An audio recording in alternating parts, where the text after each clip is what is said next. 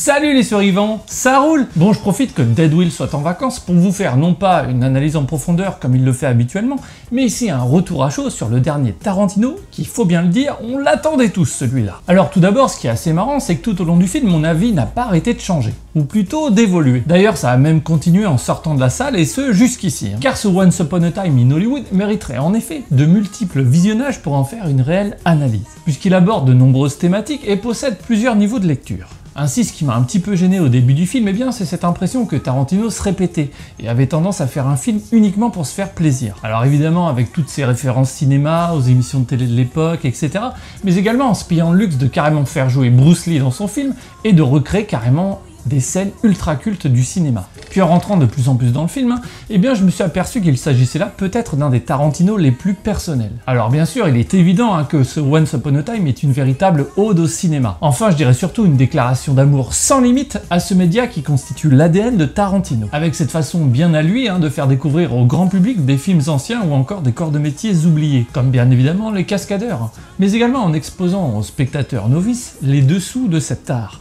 Comment se réalise un film. Alors notamment avec toutes les scènes de DiCaprio où il est sur un set de tournage et où on le voit répéter ces scènes inlassablement, avec les mouvements de caméra qui reviennent, qui repartent, etc. Ainsi, Tarantino appuie toujours un petit peu plus sur l'un des points cruciaux de son cinéma, la relation entre la réalité et la fiction, et surtout cette question de quand commence l'une et où s'arrête l'autre. Et cette thématique ne cessera notamment de se développer toujours un peu plus jusqu'au climax du film. D'ailleurs, le duo DiCaprio-Brad Pitt ne cesse d'incarner ce face-à-face, ce miroir inversé, où l'un totalement ordinaire incarne un véritable cow-boy au cinéma, alors que l'autre, sa doublure cascade, totalement invisible à l'écran, incarne lui un véritable cow-boy dans la vie. Il développe ainsi un propos également assez moqueur sur les acteurs, montrés comme des sortes de pleurnichards égocentriques jamais réellement ancrés dans la réalité. Et j'ai vraiment eu l'impression que Tarantino, en se moquant avec beaucoup d'amour du personnage de DiCaprio, toujours inquiet pour sa carrière, inquiet de devenir has-been, était en réalité en train de nous livrer une part importante de lui et de ses questionnements en tant qu'artiste. Quelqu'un qui ne semble trouver un échappatoire à la vie uniquement dans la fiction, lui permettant de la modeler et surtout de la transformer comme il aurait aimé qu'elle soit.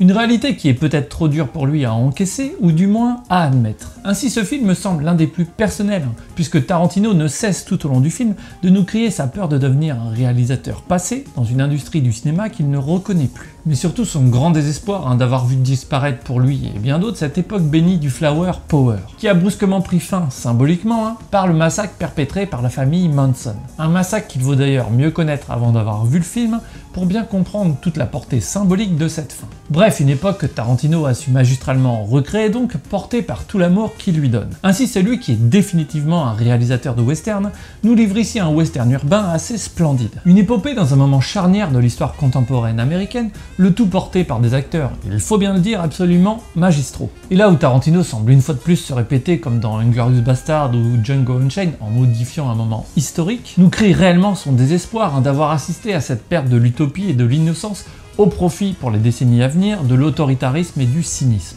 Mais également d'avoir connu la fin de cette période si riche artistiquement du cinéma hollywoodien. Ainsi, à l'image de son film, Tarantino nous fait part d'un conte, tel un enfant nous décrivant comment il aurait aimé que le monde soit et devienne, ou plutôt ne deviennent jamais. Et avec cette fin, nous laissant penser que cette période va finalement se prolonger, Tarantino fait triompher la fiction sur la réalité comme tout rêve de gosse et tente de se venger violemment contre Charles Manson et sa famille pour toutes ces possibles années volées. Et réalisant ceci à l'ère du tout numérique et des blockbusters où il ne se reconnaît plus, Tarantino s'offre ici une dernière flambée.